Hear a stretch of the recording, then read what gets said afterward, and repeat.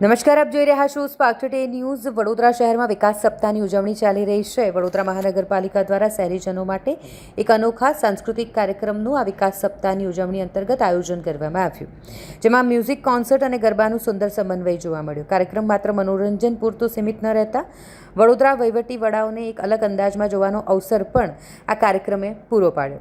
આ જીવંત સંગીત કાર્યક્રમ એટલે કે લાઈવ મ્યુઝિક કોન્સર્ટમાં શહેરના વહીવટી અને પોલીસ વિભાગના ઉચ્ચ અધિકારીઓએ પણ હાજરી આપી કાર્યક્રમની પરાકાષ્ઠા ત્યારે આવી જ્યારે સંગીતની ધૂન અને ગરબાના તાલ શરૂ થયા। વહીવટી વડાઓએ ગરબાનો રંગ માણ્યો।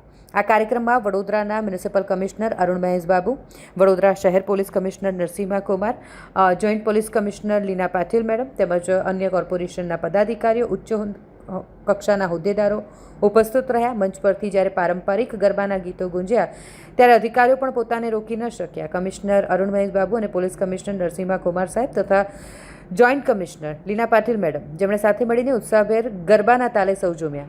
સરકારી વહીવટી કામગીરીની વ્યસ્તતામાંથી સમય કાઢીને અધિકારીઓએ જે રીતે શહેરીજનો સાથે ગરબાની મજા માણી તે દ્રશ્યો ખરેખર સૌ માટે યાદગાર બની રહ્યા।